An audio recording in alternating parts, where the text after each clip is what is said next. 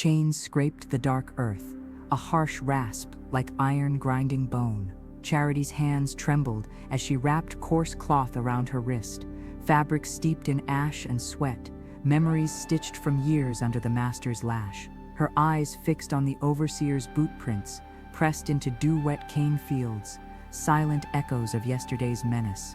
Heavy boots had marched hours before, stamping warnings into soft earth, marking boundaries between control and rebellion. The scent of crushed cane hung thick, sweet yet sour, mingling sharply with cold iron's biting tang. In her faded homespun pocket, the iron key lay heavy, an anchor in shifting shadows. Across the fields, the master's house loomed like a fortress, windows dark, no hint of lamp oil burning within. A child's soft humming, threaded through the night air, a fragile sound, awed and aching against the oppressive sky. The plantation seemed to breathe beneath the stars, a slow, laboring pulse of suffering and endurance. Charity's gaze flickered to the leather strap coiled tightly around her fingers, the leather darkened by years of anxious grip. Who really knew what was coming? She whispered the question into the cool hush, and the night swallowed it whole.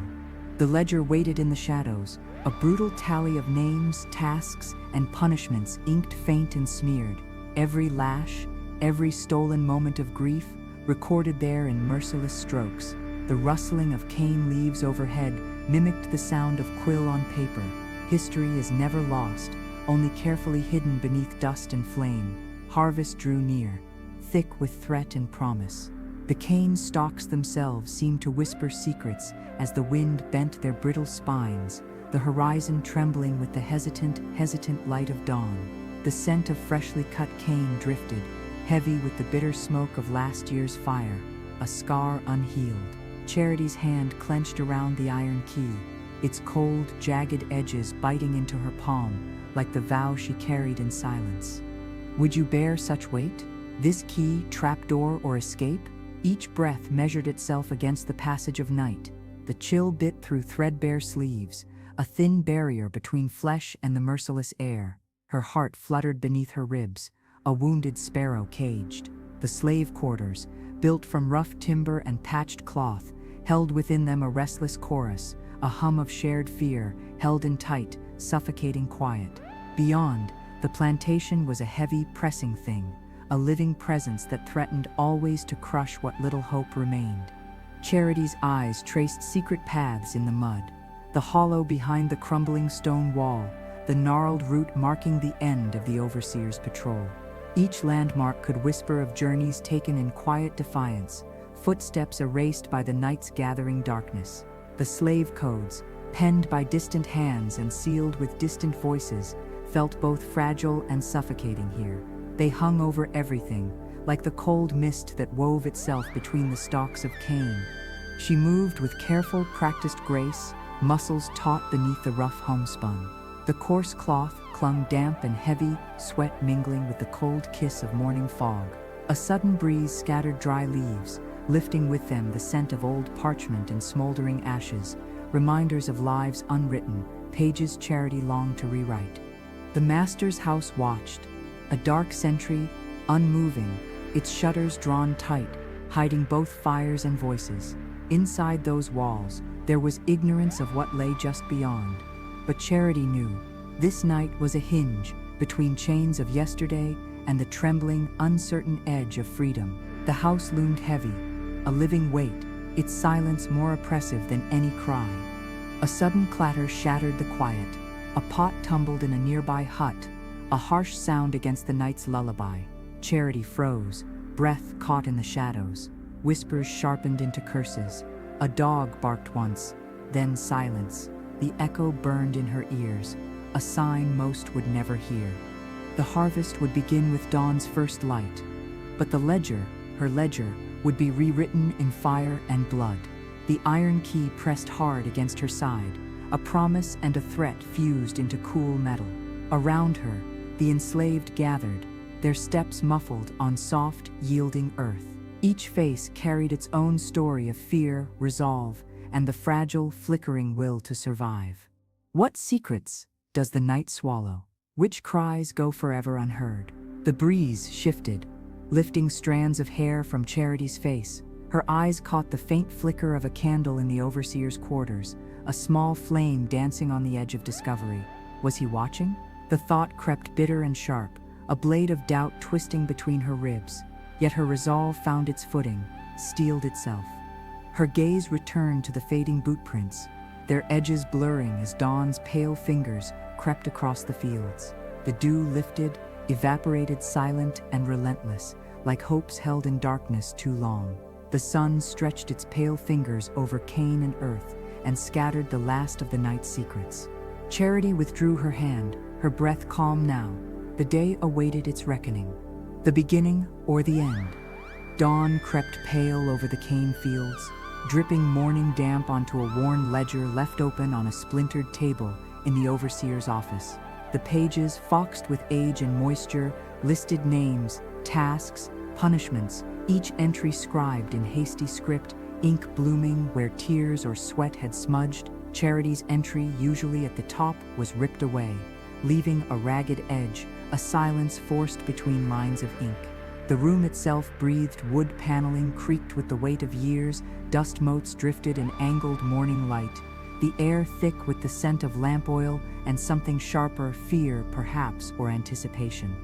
Outside, the child's humming swelled, a fragile counterpoint to the relentless tally within. The overseer, a man named Hardesty, sat with his boot heels on the desk, counting lashes owed, marks to be made at day's end. His breath smelled of last night's whiskey.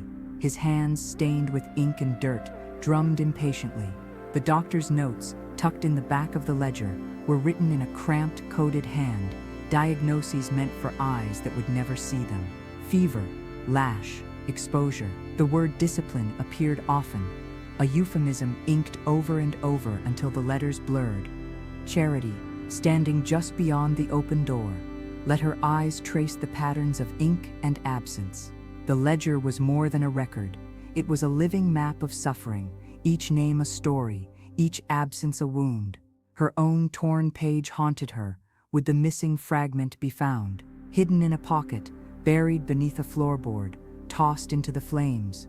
Who else knew what was missing, what was coming? The question pressed against her ribs, sharp as the iron key still heavy in her pocket.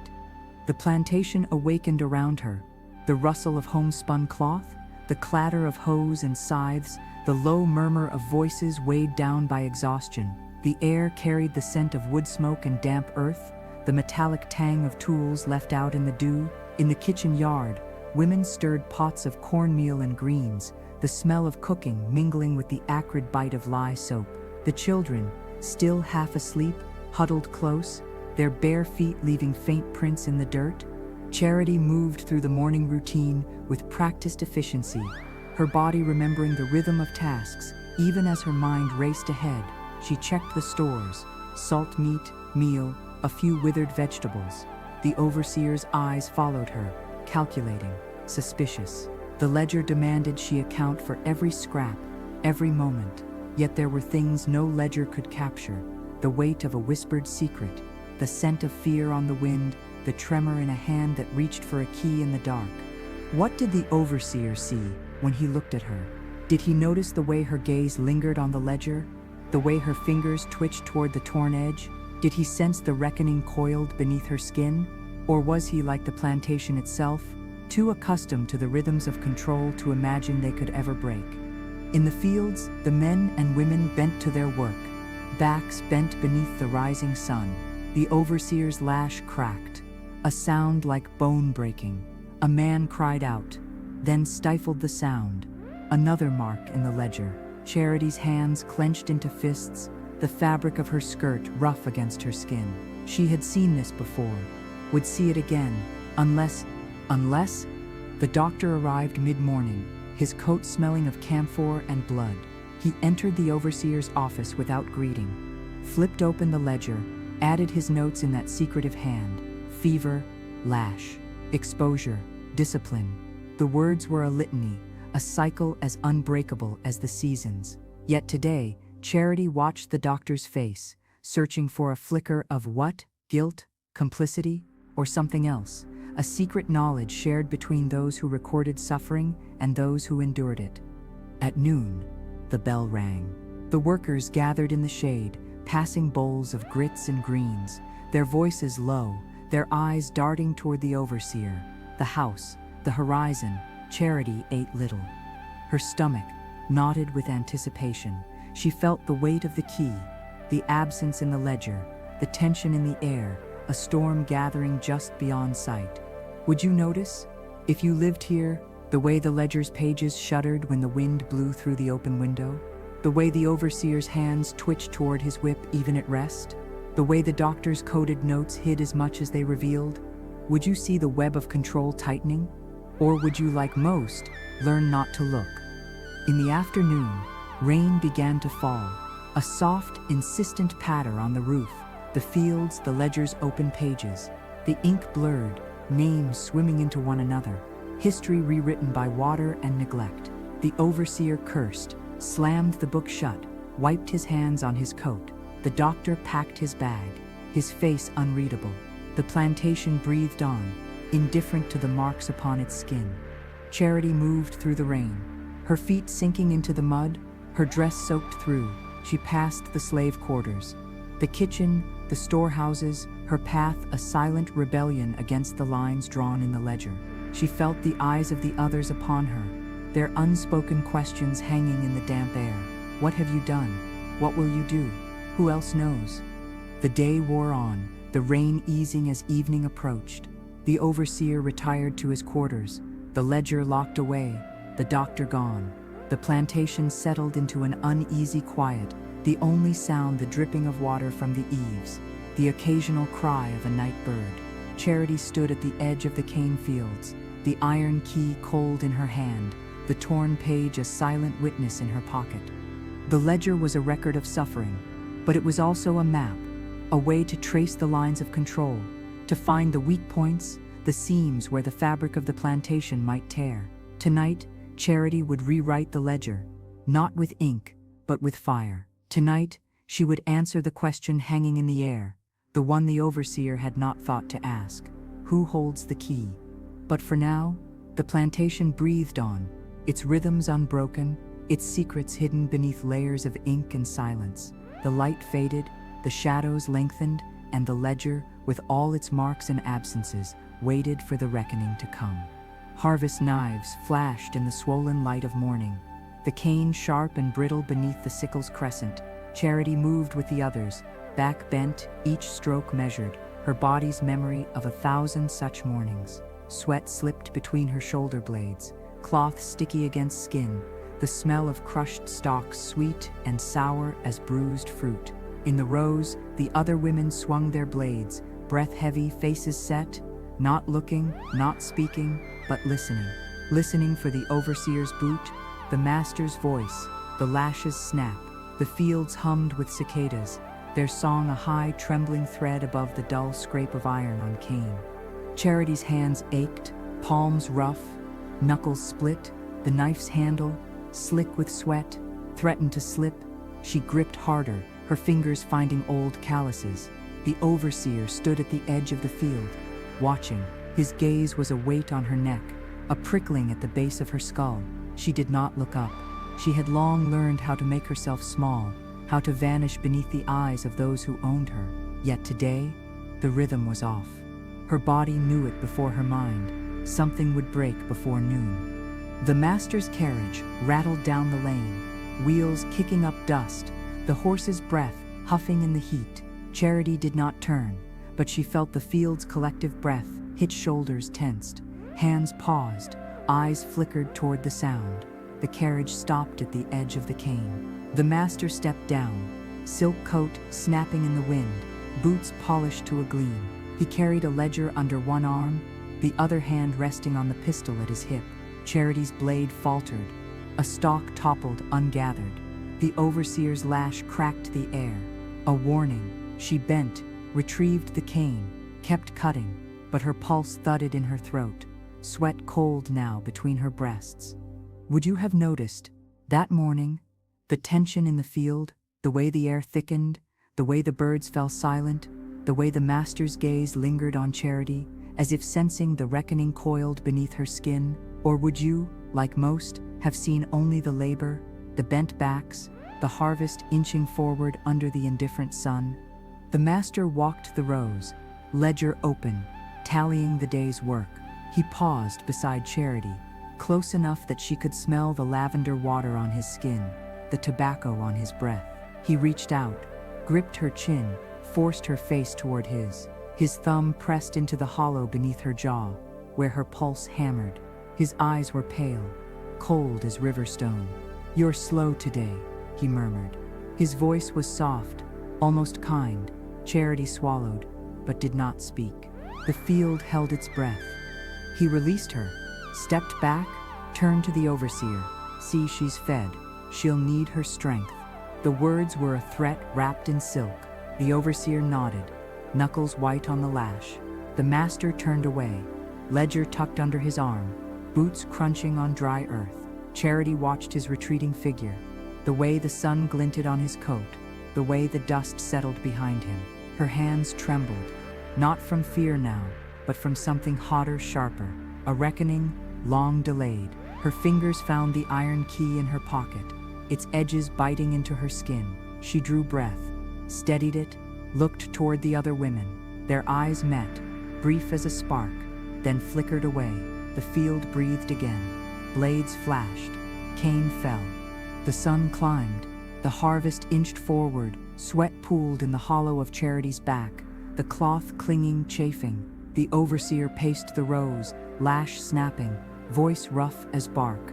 The master's house loomed beyond the fields, its white columns stark against the green, its windows dark and watchful. In the distance, a child cried, a high, thin sound, quickly stifled. Charity's hands moved mechanically, her mind elsewhere. She counted the rows, the hours, the heartbeats. She felt the key's weight, the torn page's absence, the ledger's silent demand. At midday, the bell rang. The field hands gathered beneath a stand of live oaks, bowls of grits and greens, passed hand to hand. Charity ate little. Her stomach knotted. She watched the overseer, the master, the house, the horizon. The other women ate in silence, shoulders hunched, eyes down. The children, listless with heat, played half-heartedly in the dust. The overseer's dog circled, tongue lolling, ribs stark beneath its mangy coat. Charity's fingers traced the hem of her dress, the rough weave, the hidden pocket. The key was there, cold and heavy, the torn ledger page, a secret, a promise, a weapon. She looked toward the master's house, its white columns gleaming in the sun, its windows black and empty.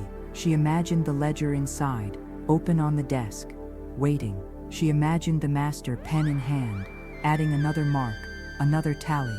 She imagined the overseer's lash, the doctor's coded notes, the children's soft cries. What would break the cycle? What could? The question coiled in her chest, sharp as a blade. Charity looked at her hands, dirt under the nails, blood in the creases, calluses thick as horn. She flexed her fingers, felt the ache, the strength. She thought of the other women, their silent endurance, their hidden defiance. She thought of the children, their fragile hope, their unfinished stories. She thought of the ledger, its endless tally, its torn edge.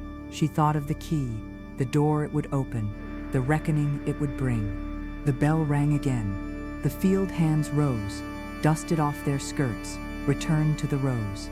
Charity followed, knife in hand, heart pounding. The sun blazed. The cane whispered. The overseer's lash cracked the air. The master's house watched, silent, waiting. Charity's blade flashed, once, twice, the cane falling, the harvest continuing. But beneath the rhythm, the routine, the reckoning gathered, coiled, waiting for its moment. The day was not yet done. The ledger was not yet closed. The key was not yet turned. The sun slipped low, a smoldering ember behind the live oaks, casting the overseer's office in flickering gold and shadow. The door hung ajar, a hinge groaning with each gust from the cane fields. Charity slipped inside, the room dense with the scent of ink, wood polish, and something else.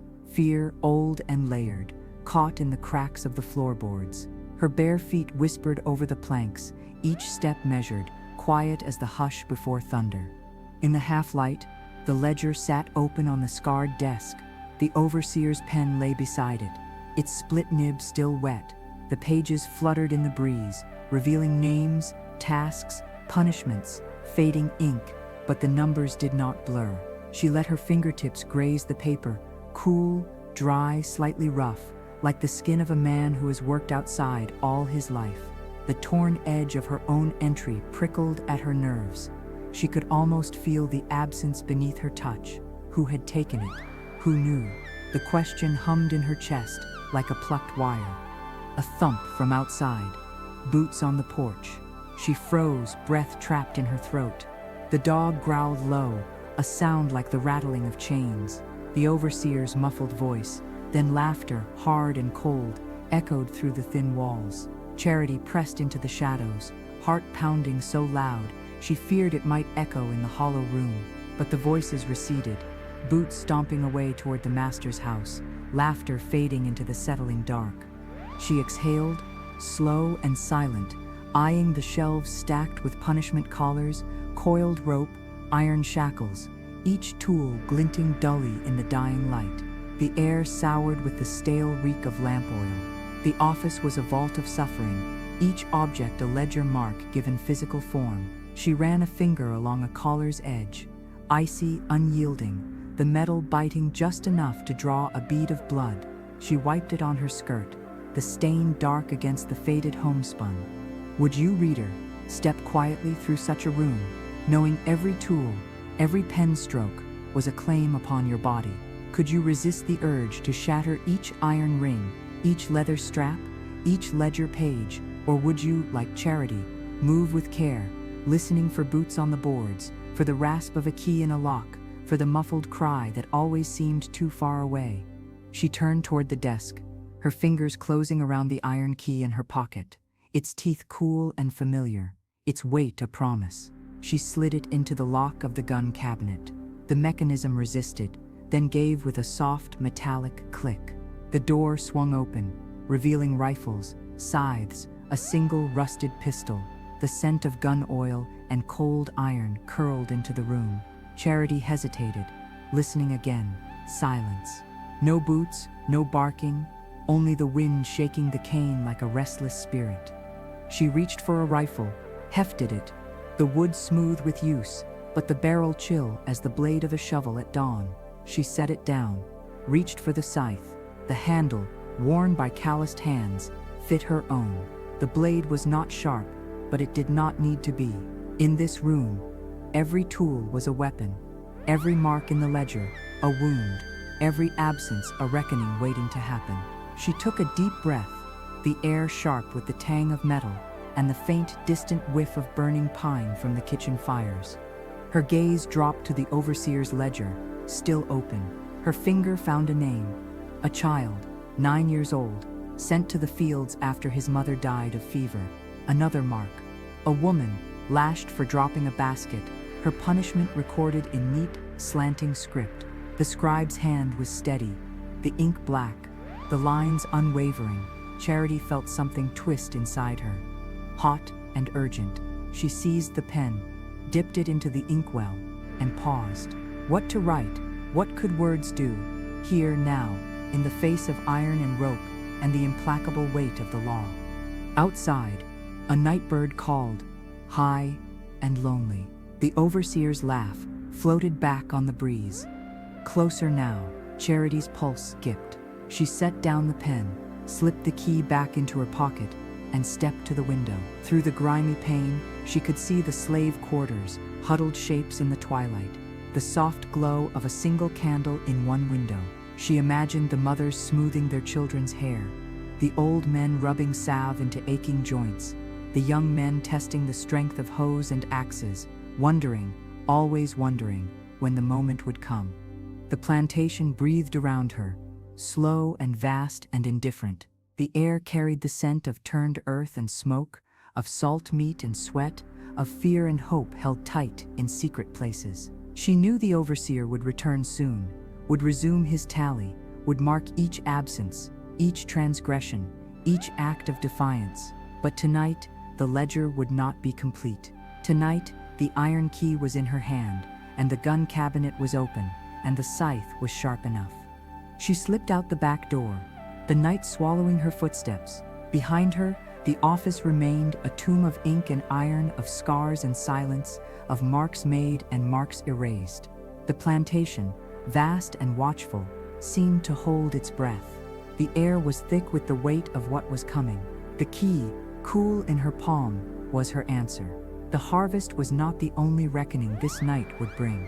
Would the overseer notice the missing scythe, the door left unlocked, the ink drying on the pen's nib?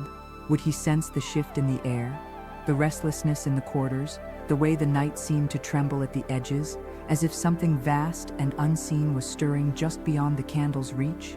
Charity moved through the dark, the iron key pressing into her palm, a promise, a threat, a symbol of what was about to break. The plantation's heartbeat was her own, strong, steady, waiting.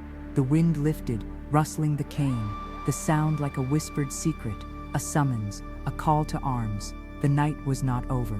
The ledger was not closed. The key was not yet turned. The sky was a bruise, purple-black and swollen with the promise of storm. The wind climbed through the cane, rattling stalks and carrying the smell of damp earth and something sharper, burning pine.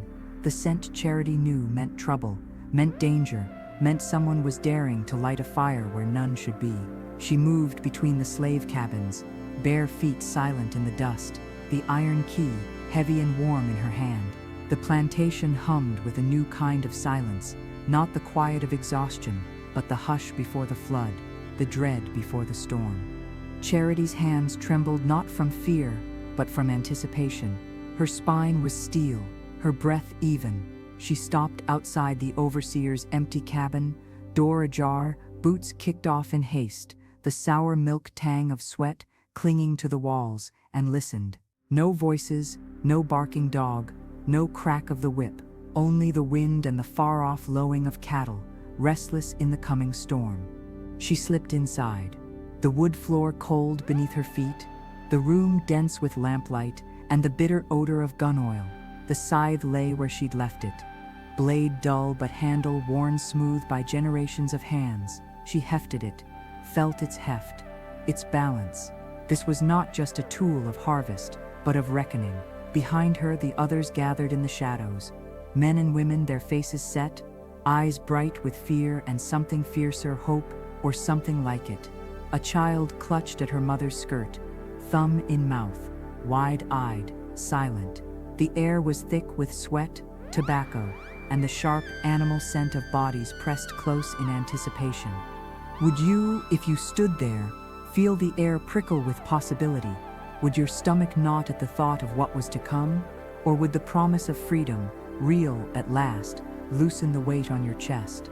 Would you grip the scythe tighter, or would your hand shake, remembering the overseer's laugh, the master's cold eyes, the ledger's endless tally? Charity stepped into the night. The first drops of rain spattered her face, cool and clean. The cane fields rippled like a dark sea, the stalks whispering secrets in the rising wind. The master's house loomed across the fields, its white columns ghostly in the half-light, its windows black as gunpowder. Inside, the family slept, or pretended to. The overseer was drunk again, sprawled in the kitchen, snoring. The night belonged to the captive. Somewhere, a spark caught, a torch flared, its orange glow reflected in the eyes of the gathered. Someone, a woman, her back scarred from the whip, her hands steady, touched the flame to the thatch of the overseer's cabin. The dry grass caught at once, the fire licking up the walls, the heat shoving Charity back a step. The smell of burning thatch, hemp, and wood filled her nose, acrid, choking, alive. The wind took the flames, sent them racing toward the barns, the stables, the master's house. The plantation woke with a jolt. A bell clanged, hoarse and panicked. Feet pounded on dirt, voices rose in shouts, in curses, in screams. The master's son appeared on the porch, nightshirt flapping, face white with terror. He saw Charity, saw the scythe, saw the fire reflected in her eyes. For a heartbeat, they stared at each other. child of the oppressor, child of the oppressed, both caught in the storm of history before he turned and ran, bare feet, slapping the boards, the night swallowing his cries.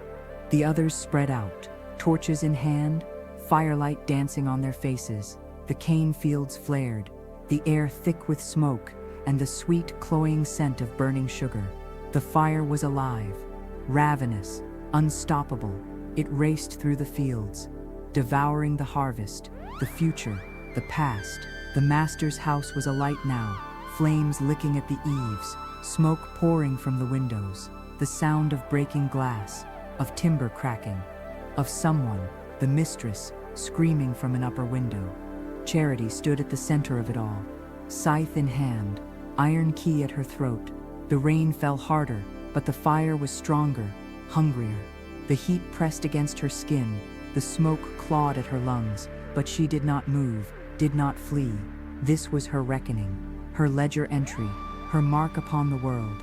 The overseer stumbled from the kitchen, shirt half-buttoned, face slack with shock and whiskey.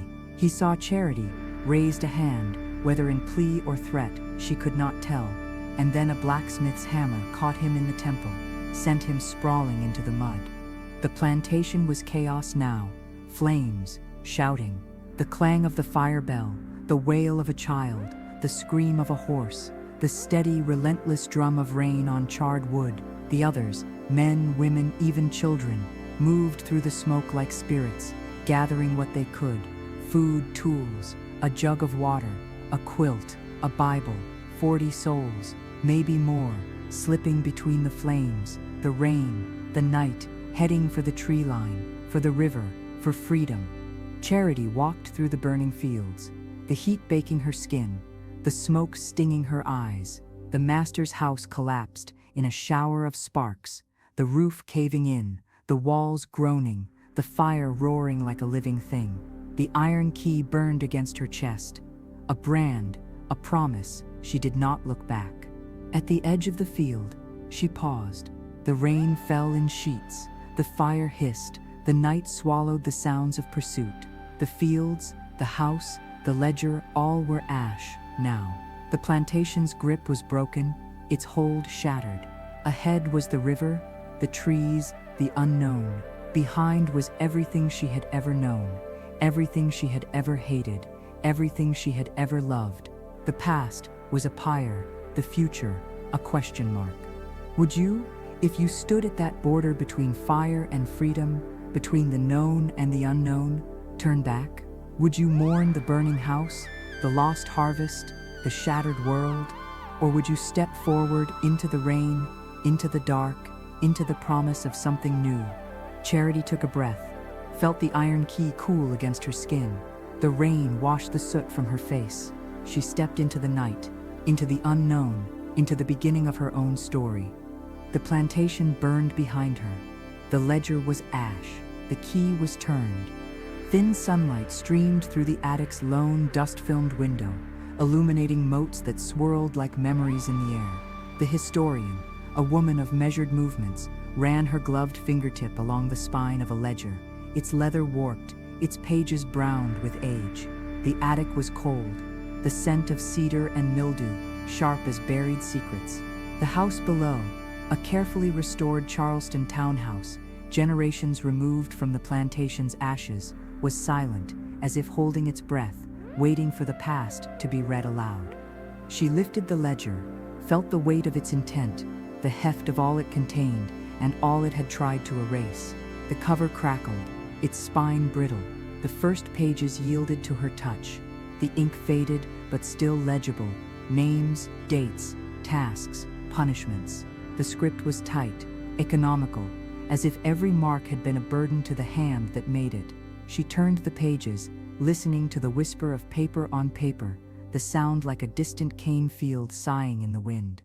Then, 10 pages in, a gap, a page deliberately torn away, leaving a ragged, frayed edge, a blank space in a world that had sought so desperately to record everything. The historian paused. She had seen ledgers before, dozens, hundreds, from upcountry farms to sea island plantations. In all, pages might be lost to accident, to rot, to mice. But this was different, too careful, too precise. This was not an absence. This was in its own way a statement. What secrets had vanished with this page? What story had been deemed unworthy of the record, too dangerous for ink? The historian adjusted her glasses, leaned closer. Her breath fogged the air. She could almost smell the smoke of candles burned low at midnight, hear the quill scratching, see the overseer's hand shaking as he wrote, and perhaps on another night, shaking as he tore. She turned the page, found a new set of entries, the days after the fire.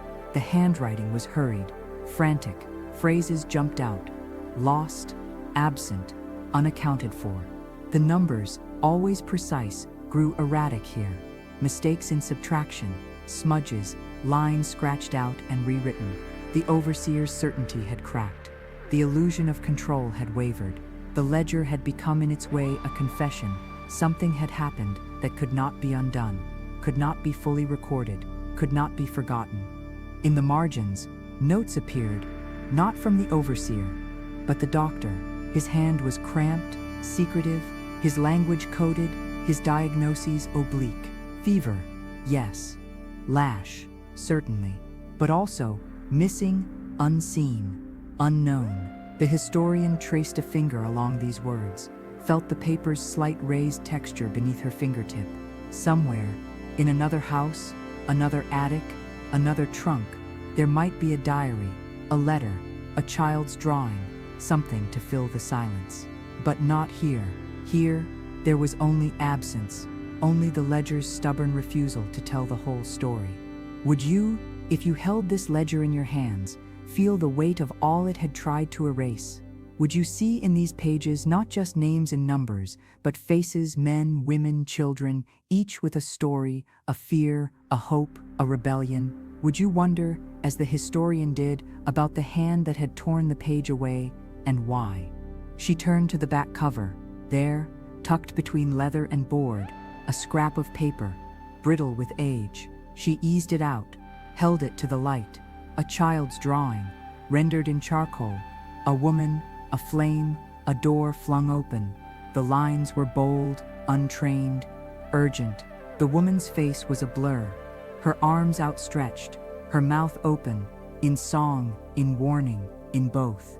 The flame was a coil of charcoal, twisting up toward the door, which stood ajar, letting in a slash of light. The historian held the drawing, felt the paper's fragility, the power of its message. It was not evidence, not in the strictest sense. It was not a name, a date, a number, but it was in its way a rebuttal to the ledger's silence, to the overseer's control, to the plantation's insistence on order. It was proof that memory could not be fully erased, that even in the darkest corners, hope could leave its mark. She set the drawing aside, returned to the ledger. A final entry, scribbled in a hand foreign to the rest. The key was never found. 3 words, faint but legible, as if the writer had doubted his own certainty. The historian traced this line with her finger, felt the paper's slight roughness, the ink's faint resistance. Here, at last, was her thread. She closed the ledger, set it in her lap, looked out the attic window. The sun was high now, flooding the room, illuminating dust, motes, memory, the sounds of the city, carriages, voices, distant bells, filtered up through the floorboards. Reminders that the past was never truly past, that stories could be buried but not erased, that the ledger's silence was, in its way, the loudest testimony of all. The historian's breath was slow, even. She sat in silence, in sunlight, holding both the ledger and the child's drawing, feeling the weight of what had been lost, what had been reclaimed, what had been against all odds, remembered. In her mind, the cane fields whispered, the fire roared, the iron key turned in the lock, the door swung open, the children sang. The plantation's grip was broken, the ledger's lies exposed, the story, however fractured, reclaimed. Would you, if you sat in that attic, with these fragments in your hands, tell the story differently? Would you honor the silence? Or would you fill it with all the voices the ledger had tried to erase? Would you see the gaps as wounds or as invitations to listen, to imagine, to remember. The historian stood, replaced the ledger in its box, slipped the child's drawing into her notebook. The sun dipped behind a cloud. The attic cooled.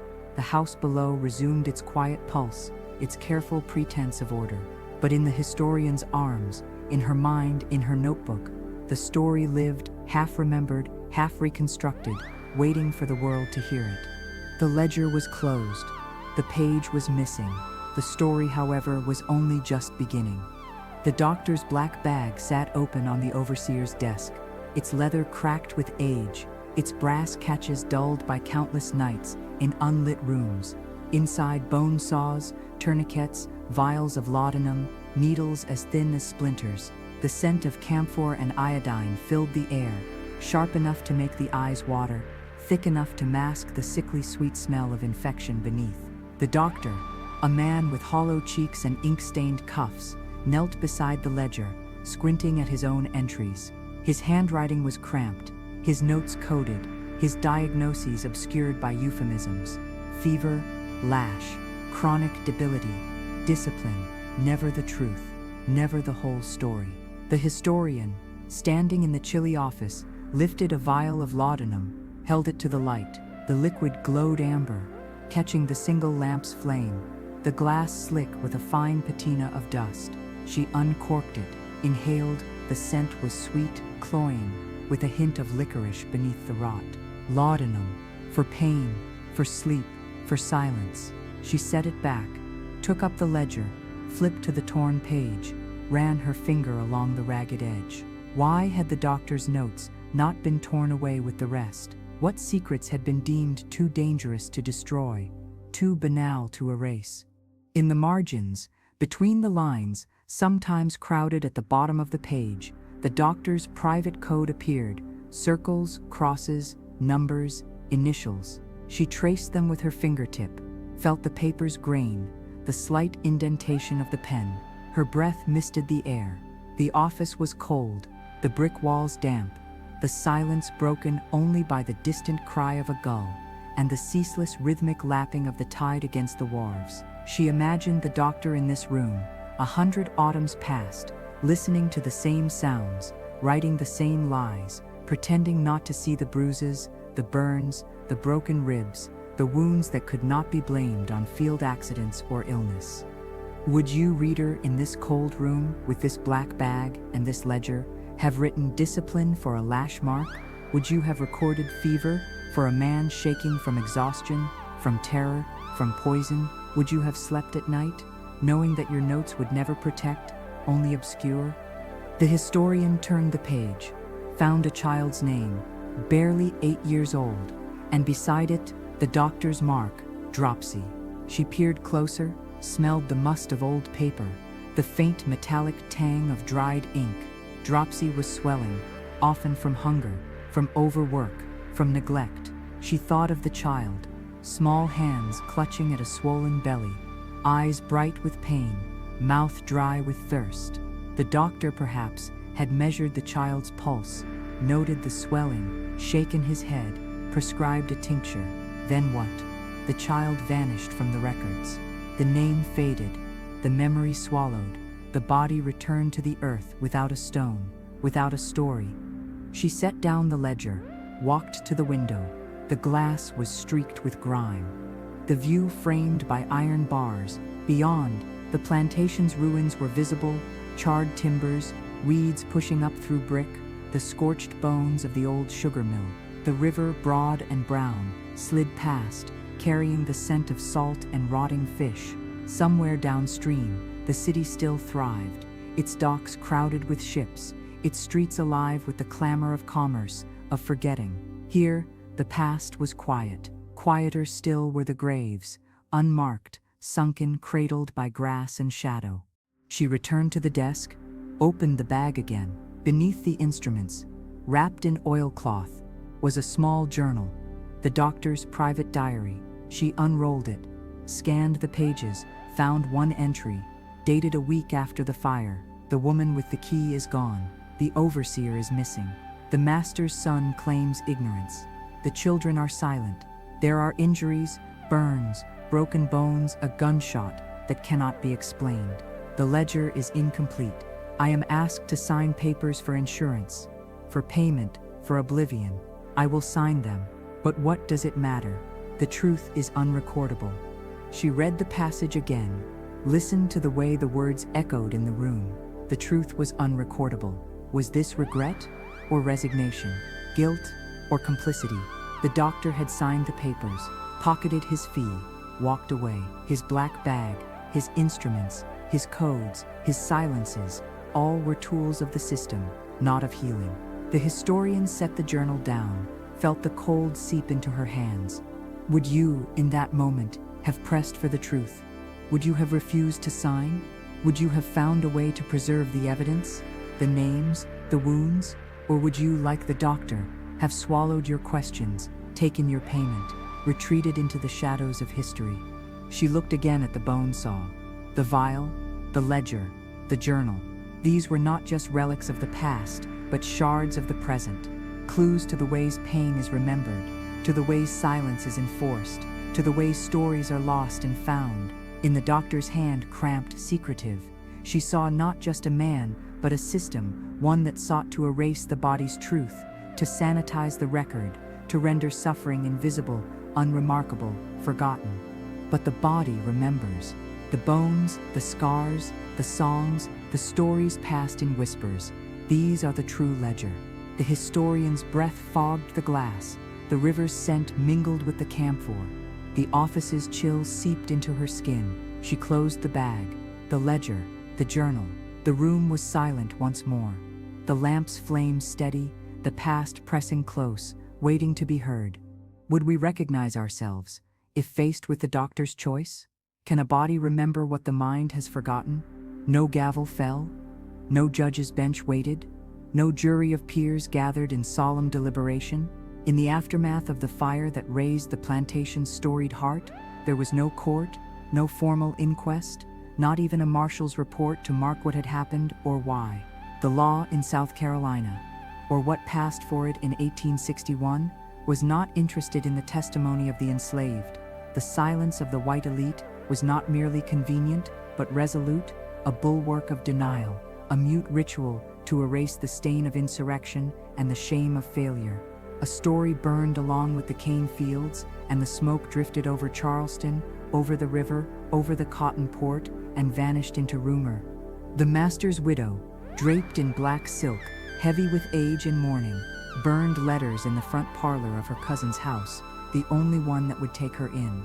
The air was thick with the scent of lavender wax and singed paper, the crackle of doomed words. Her fingers were blistered from picking through the rubble, salvaging what she could, a locket, a deed, a ledger page with numbers intact, names missing. She watched, dry-eyed, as each letter blackened, curled, and flaked into the fire. Her husband's correspondence, her son's sketches, the overseer's desperate notes. With each one, she asked herself, what survives a fire? What vanishes? What can never be recalled, even if one wanted to? The room smelled of loss and spite, the heavy perfume of the past refusing to yield. The children were sent north, not to school, not to family, but to the care of well-heeled Charleston cousins, more interested in salvage than sympathy. Their baggage contained less than you might expect: a silver brush, a prayer book, a mourning brooch, a doll with singed hair. At night, the youngest woke screaming, clutching the doll, convinced someone was coming for him. His aunt hushed him, scolded him, told him to forget. There was no trial, she whispered, as much to herself as the child. There was no trial, and there will be no trial. The words were a ritual, a charm against memory. The overseer disappeared. He simply did not return from a trip to the city. No note, no body, no inquiry. His wife, left behind, scrubbed his boots a final time, packed his shirts, and waited. Days passed. Gossip filled the void. He was seen boarding a northbound ship. He was buried beneath the mill's ashes. He was seen in a tavern, drunk and babbling about keys and fires and women with knives. The wife pretended not to hear, pretended she did not notice the way her neighbors' glances lingered, the way her children avoided her, the way the preacher's sermons suddenly included stories about secrets and betrayals and unshriven souls. She sold the boots, stored the shirts, lit a candle in a darkened room, and waited for a knock that never came.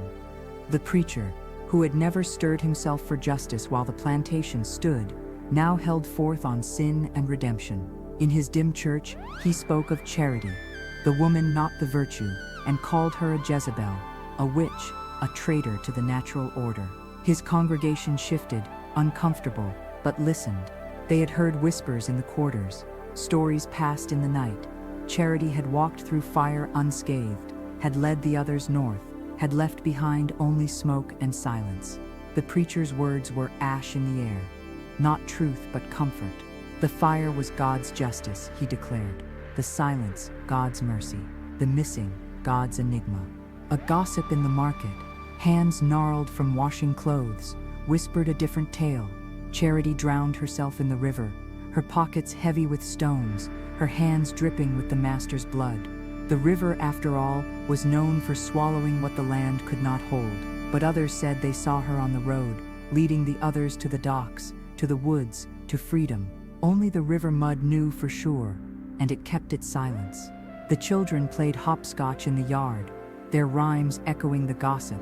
Charity's gone, the overseer's lost, the master's wife can't count the cost. But their voices were hushed, and after dark, the market was empty. The doctor, who had signed papers for insurance, for the master's widow, for the county clerk, now kept to his study.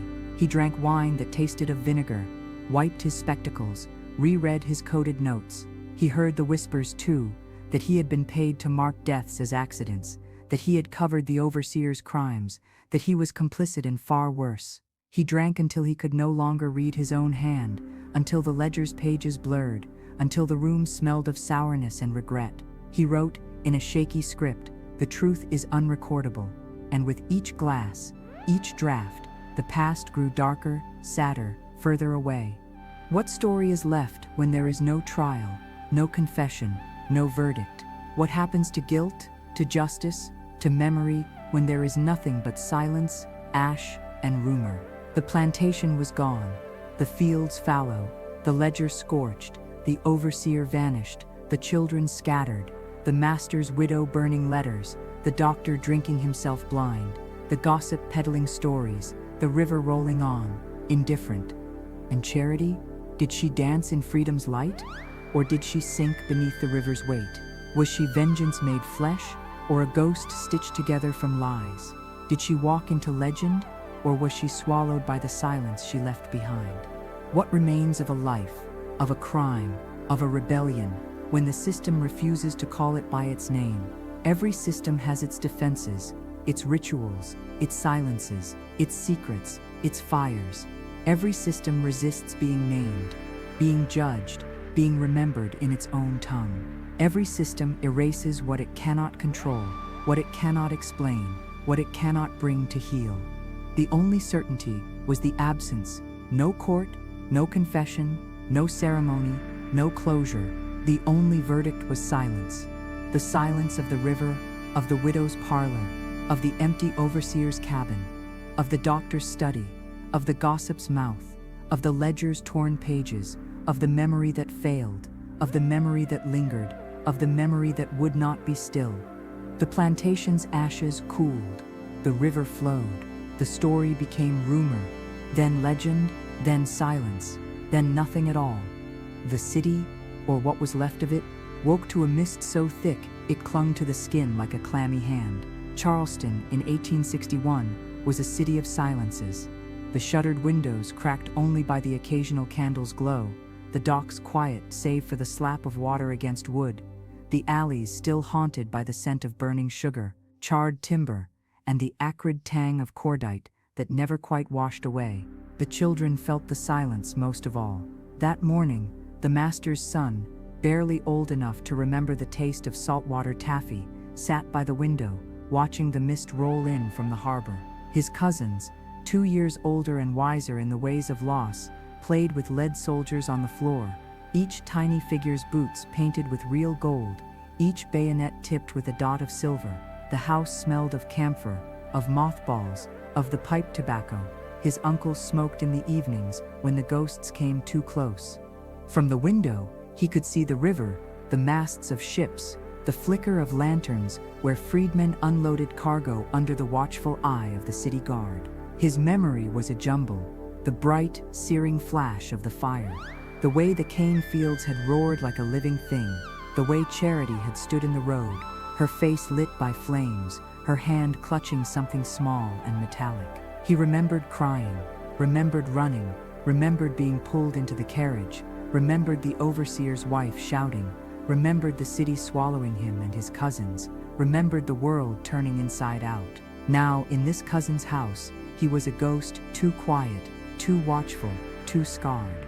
Would you, if you were a child of the fire, find comfort in toy soldiers and sugar cookies? Or would you see in every shadow the outline of a woman with a key and a question in her eyes? The cousin's aunt, a widow in black taffeta, descended the stairs, her heels clicked on the wood, her cologne a thin shield against the smells of the world. She put a hand on the master's son's shoulder, squeezed too hard. "You will not speak of it," she said. "Not a request, not a comfort, a commandment." The children nodded, eyes down. The slaves, now servants, now free, now neither, moved through the house, carrying trays, sweeping floors, their faces blank as slate. The child, for he was still a child, despite all watched them, wondered if any had known Charity, if any of them carried secrets beneath their aprons, inside their shoes, behind their eyes. He pretended not to see the way one maid's hand trembled as she poured his tea, the way she tucked a strand of hair behind her ear, the way she hummed a tune that might have been a lullaby or a warning. The city was noisier than the plantation. Muffled shouts drifted through the shutters, troops marching, wagons creaking, newsboys hawking papers that shouted of rebellion, of treachery, of fire.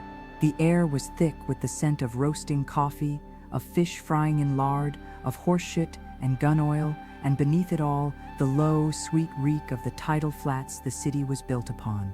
The child, his name was Jacob, though no one had called him that, since the fire felt the city's pulse, its mix of fear and excitement and denial. He knew, in the way children know things, that the adults were lying to him, to each other, to themselves. The fire was an accident. The overseer had simply gone away on business. The slaves, those who were left, had run off, ungrateful wretches. The law would take care of it. The law always took care of things. But Jacob remembered the ledger, the doctor's silences, the gossip's whispers, the way Charity's eyes had met his, just for a moment, before she turned away. He remembered the humming in the quarters at night, the way the other children had looked to her, the way the air had crackled with something he could not name. He remembered, too, the doll he had carried from the wreckage, the hair singed, the face smudged with soot, a tiny key-shaped scar burned into the porcelain cheek. He kept it hidden beneath his pillow, took it out at night, traced the scar with his thumb. The doll never answered his questions, never told him where Charity had gone, never explained why the city pretended not to know her name. But it was his secret, his witness, his silent accomplice. Would you, reader, carry such a secret, such a scar, in childhood's lonely hour? In the afternoons, Jacob and his cousins were sent out to play, ostensibly for air, for sanity, for forgetfulness. The city had more playthings than the plantation: marbles, kites, hoops, sweets wrapped in waxed paper. But Jacob always wandered down to the river, sat on the wharf, watched the ships come and go. Sometimes a freedman would nod to him, or a laundress would hum that same half-familiar tune. Sometimes he would catch a glimpse of a face in a window. Was that Charity? Had she made it to the city? Or had the river taken her, as the gossip said? The water was brown and thick with flotsam, the air sharp with salt and the metallic tang of the city's industry. He dropped pebbles, watched the ripples spread, listened to the gulls' cries, and wondered what it meant to be free. The city's law was clear. There would be no trial for those who had fled, no justice for those who had burned, no reckoning for those who had broken the ledger's iron grip. But Jacob felt in his bones that the story was not over, that the silence was only a pause, that the doll's scar was a message waiting to be read. At night, in his narrow bed, he listened to the city's sounds, the creak of ships, the cry of a watchman, the murmur of voices in the kitchen below, and wondered if Charity too was listening, waiting, remembering. He dreamed of fire, of keys, of ledgers with missing pages, of rivers that swallowed secrets and spat them back, changed into the world. He woke with the doll in his hand, the scar cool against his palm, the city's bells tolling the hour, a sound like mourning, like memory, like a question that would not be stilled. Charleston, 1861. The city's grandest houses still stood, but the air was thick with new fear. The streets smelled of salt, smoke, and the lingering effluvium of a port that had once been the heart of the American slave trade. In the attic of a Broad Street townhouse, wooden beams, dust, sloped ceilings stained with the ghosts of old leaks. The historian pulled open an ancient trunk, the smell of age released in a single sigh, like the breath of a chest sealed with sorrow and secrets. Since Charity's fire, cedar, mildew, camphor, and something indefinably human, as if 100 years of waiting had a scent all its own.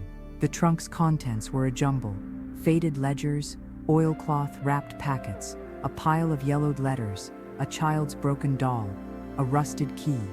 She lifted out the ledger from the plantation, not opening it yet, letting the weight rest in her hands.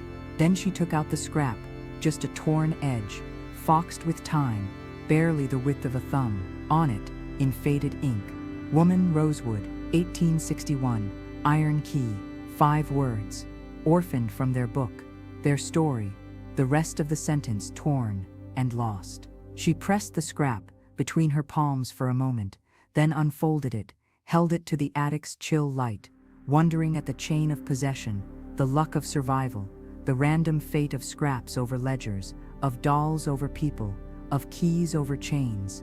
Charleston's archives held nothing. No police report, no census record, no court docket featuring Charity's name. The city, in 1861, was engulfed by news of Fort Sumter, of secession, of the Civil War's first shots, but not, officially, by fire or revolt, on a plantation outside city limits. History's ledger had closed its cover, swallowed the story whole. The attic was a pocket of forgotten time, not a record, not a reckoning, but the faint, stubborn echo of what was not supposed to exist. Would you notice, reader, the absence in the official story? Would you feel the silent space where a woman's name should be, where the law should have spoken, where the city's gaze should have lingered? Or would you, like most, accept the silence, skim over the gap, mistake the story for its cover? The historian opened the ledger, turned the pages with gloved hands, listened to the crackle of old paper. The entries were sparse after the fire, then blank, no harvest tallies, no new names, no record of the missing overseer, the vanished master, the children sent north. The only sign of life was a doctor's scrawl. Iron key not found. Not a confession, not a curse, just a fact. The flame had erased the rest, leaving only the smell of ash and the memory of smoke. The attic's silence settled, broken by the faint scrape of a rat's claws in the eaves, the slow, deliberate tick of a pocket watch downstairs, the city's distant bell marking the hour. She turned to the pile of letters, yellowed, brittle, written by the master's spinster aunt to her sister in Philadelphia, all dated after the fire. Gossip, weather, trifles, recipes, laments over the war's disruption of society, and nothing, not a line, about the plantation's blaze, about the overseer's disappearance, about the missing people. Here and there, a coded phrase, such a disruption in the household, and you can't imagine our confusion. The historian heard the ghost of a whisper, the unspoken, the deliberately unsaid. The letters, like the city, like the attic, bore the weight of silence, the cost of erasure. The doll, hair singed, face cracked, lay on a pile of receipts for salt, for nails, for Negro cloth. The key, if there had been a key, was gone. The city had always been a place that erased its most unbearable truths.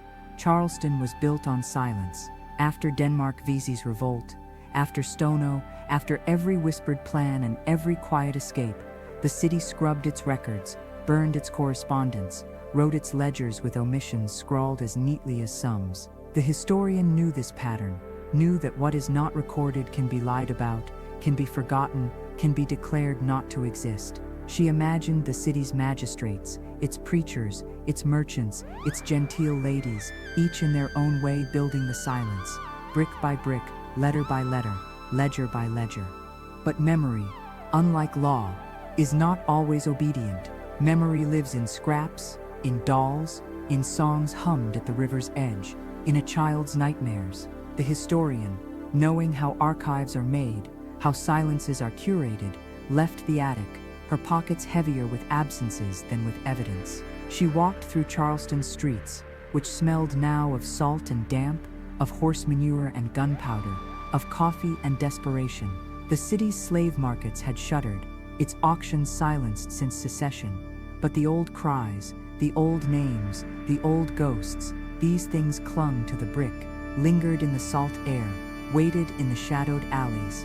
The river, broad and brown, rolled past her, carrying the scent of the sea and something older, human. The historian stopped by the seawall, watched a pelican dive for mullet. She pulled out the scrap, the one that carried Charity's ghost in 5 spare words, and looked south, toward Rosewood Plantation, now ashes, now rumor, now a story that survived only in whispers, in dolls, in children's rhymes, in the key-shaped scar on a porcelain cheek. No name in the census, no record in the law, just a scrap, just the silence, just the river, rolling on, indifferent, eternal. Would you, reader, look for her in the archives? Would you scan the ledgers, the letters, the city's official memory, knowing she will not be there? Or would you listen for her in the spaces between, in the scrap, in the doll, in the river's endless murmur? Would you trust the silence? Or would you, like the historian, hold that scrap to the light and see what it has to tell? Downriver, a child, barefoot, ragged, free, picked up a stone, skipped it across the water. The sound echoed, multiplied, faded. The city, the war, the plantations, the ledgers, all had tried to erase Charity, to silence her. But in the river's current, in the child's hand, in the attic's dust, her name persisted, stubborn, like a scrap the fire could not burn, the river could not drown, the city's silence could not swallow. 60 years later, the old plantation was a ruin, walls tumbled into briar, timber rotted to pulpwood, chimneys, toothless against a sky thickening for rain. The fields had gone to pine and blackberry, their boundaries erased by time and neglect. The river, once the spine of commerce and control, moved slow and brown, indifferent to either history or hope. The air smelled of marsh mud, of rain, of something older, the faint ghost of burning cane, of gunpowder, of bodies pressed close in fear or flight. The overseer's house was a carcass of brick and rot. The doctor's office a pile of shingles and yellowed paper mice had chewed to lace. The plantation cemetery, too, was erased, headstones sunk, names forgotten. The dead returned to the earth without witness or lament. But in the city, in a house on Calhoun Street, the master's son, grown ancient now, his bones brittle with time, his eyes yellowed with memory, sat by a window, watching the river. His hands trembled on a cane, carved from an oak that had once shaded the house's front porch. He had lost a leg at Chickamauga, lost 2 sons at Manassas, lost his wife to the yellow fever 20 years after the war. He had sold the last of the plantation's land for taxes, had given the ledgers to a niece, who burned them for the smell, had packed the family silver in a trunk beneath a bed in the attic, where even he would not go. He had outlived the overseer, the doctor, the gossip, the preacher, the city's taste for reckoning. All that remained was the doll, singed hair, porcelain cheek, a scar shaped like a key. He kept it in his pocket, took it out at night, traced the scar with a thumb worn smooth by time. Would you, if you had lived so long, carried so much silence, still believe in reckonings? Would you expect justice, forgiveness, even a ghostly visitation, in old age? Or would you, like the master's son, Jacob, though no one called him that anymore, wait for nothing, believing only in the indifference of water, the patience of earth, the slow turning of years? One evening, as rain wept across the city, a knock came at the door. Not the sharp rap of a neighbor, not the timid tap of the cook, but a slow, deliberate sound, like iron on wood. The old man did not rise. The house was empty, but for him, the cook gone to her own family, the niece to Baltimore, the city grown tired of its past. The knock came again, insistent. He pushed himself up, shuffled to the door in stocking feet, the doll's weight in his pocket. He opened the door, the hinges groan echoing in the hall. Outside stood a woman, ancient, scarred, her hair white as cotton, her hands hard as hickory. She wore no shawl against the rain, but carried something small and dull in her palm. A key rusted past use, its teeth rounded by river water. She did not speak, only looked at him with eyes that had seen fire, river, years, and held them all without blinking. The rain dripped from her chin, from the key, from her empty palm. The old man felt the doll heavy in his pocket, the key-shaped scar cool against his thigh, the silence between them thick as the city's own. He met her eyes. Neither spoke. There was nothing to say that the years had not said already. No accusation, no forgiveness, no reckoning that mattered. The woman held out the key. He did not take it, nor did she insist. The rain fell. The city sighed. The river rolled on. After a while, she turned, walked down the steps, her back straight, her step steady, as if she had come only to return what could never be returned, to close a door that had never truly shut. The old man watched her go, watched the rain swallow her, watched the city refuse to notice. He closed the door, the sound of the latch final, irrevocable. He sat by the window, took out the doll, held it to the rain-washed light. The scar gleamed, silvered by time. He wondered, as he had wondered for 60 years, if Charity had drowned herself in the river, had walked to the woods, had led the others to freedom, had been swallowed by legend, by silence, by history's indifference. He wondered if she had lived, if she had loved, if she had known peace, or only more silence, more scars, more searching for keys that no longer fit any lock. Would you, reader, in this moment, believe in reckonings? Or would you see only what the old man saw? Two strangers in the rain, a key, a doll, a scar, a city that had moved on, a river that had forgotten. The plantation was gone, the ledger burned, the overseer dust, the master a ghost, the slaves scattered or dead, the children grown old, the city deaf to the story's end. The truth was not recorded, not confessed, not solved. It was only remembered, in fragments, in scars, in things carried in pockets, in rain, in the space between a question and its answer. The old man sat, the doll in his hands, the rain on the glass, the river rolling on, indifferent, eternal. He traced the scar, the key, the break in the porcelain. The past was not finished. The reckoning was not done. But the moment had come, and he, like the city, like the river, like the earth, had nothing left to say. He set the doll on the windowsill, watched the rain blur its face, watched the city's lights flicker, watched the river roll on. The key, rusty, useless, a relic, was gone. The question, what is owed to the erased, hung in the air, unanswered, reverberating in the silence, in the rain, in the last stubborn memory a living man could carry. The plantation was ruins, the city was silent, the river was unchanged. The reckoning, if there had ever been one, was now a private thing, held in scarred hands, in old men's pockets, in rain, in rivers, in stories only the river would remember. The city's last witness died in the winter of 1923, her hands too stiff even to hold the doll she'd carried all her life.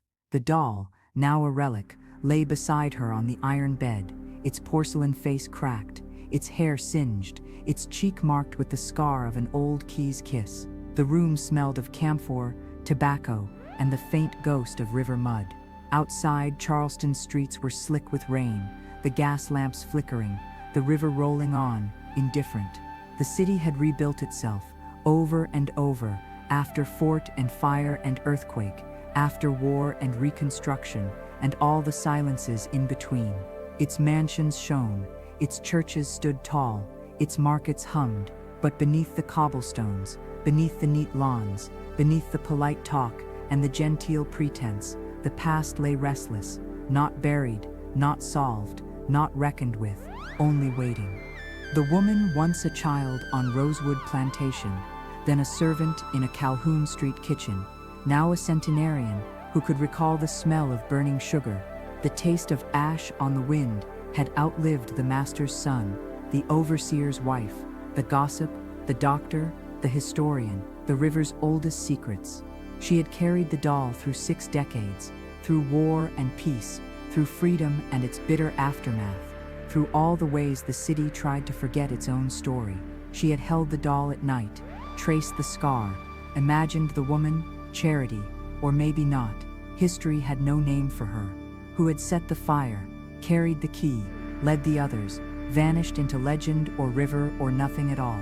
She had whispered to the doll, asked it questions. Only silence, answered, listened for the hum of the old hymn that had once drifted from the quarters, the sound of cane fields burning, the crack of the overseer's whip. The doll never spoke, but sometimes, in the dark, it seemed to remember. Would you, reader, carry such a relic through a century? Would you let its silence accuse, console, or simply mark the years? Would you see in its scar a witness, a question, a curse, a promise, or just a bit of cracked porcelain, a story too old to matter anymore? The room grew colder as the last breath left her. The nurse, a black woman from the Sea Islands, folded the woman's hands, closed her eyes, drew up the sheet. She glanced at the doll, hesitated, then tucked it beneath the pillow, where the dead woman's head would rest just for a night before the undertaker came. The lamp guttered, the rain tapped at the glass, the city's clocks struck midnight. The river, broad and brown, carried the smell of salt and something older, maybe grief, maybe memory, maybe just the mud of 100 forgotten stories. The key, if there had ever been a key, was lost. The ledger was ash, the plantation was dust. The truth, whatever it had been, was silent. But the doll remained, the last witness, the last scrap, the last fragile vessel of a story that had refused to be erased. In the morning, the undertaker took the body, left the doll behind. The nurse, wrapping herself in a shawl against the chill, picked it up, held it to the light. The scar gleamed, catching the rain's reflection, the lamp's glow, the city's distant hum. She traced it with her thumb, as others had before her, then slipped it into her apron pocket. The past was not over. The silence was not complete. The story, fragmented, contested, half remembered, half denied, lived on in the doll's scar, in the hum of an old hymn, in the child's rhyme, in the river's endless murmur. Charleston rebuilt, again and again, always turning its face to the future, always claiming to have moved on. But here, in a servant's room, in a nurse's pocket, in a doll's porcelain cheek, the past persisted, not as shadow or ghost, but as scar, as question, as witness. The city's archives held no record of Charity, of the fire, of the overseer's fate, of the children's flight. The law had no verdict, no accounting, no closure, but the doll, the scar, the hum, the river. These were evidence too of a sort, evidence that the erased, the forgotten, the silenced, had once lived, had once rebelled, had once mattered. What is evidence, after all? Is it only what is written in ledgers, sworn in court, carved in stone? Or is it also what is carried in pockets, hummed in kitchens, traced in scars, whispered in the dark? Is the truth only what survives the fire?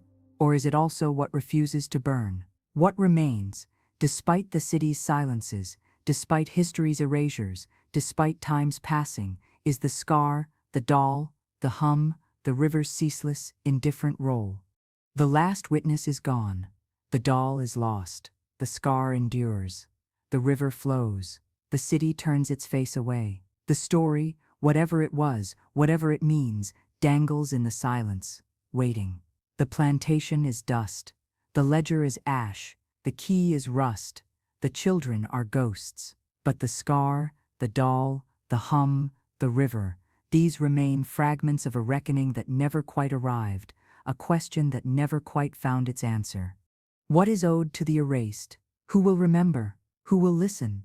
The city's bells chime, the rain falls, the river rolls on. In a nurse's pocket, a doll with a key-shaped scar waits for the next hand, the next whisper, the next story, the next reckoning. The past is not finished. The silence is not complete. The river, the doll, the scar, the hum, they are the last sting, the last echo, the last stubborn proof that not all the stories fit in ledgers, not all the truths are written down, not all the reckonings are done. The last witness is gone. The story persists. The scar remains.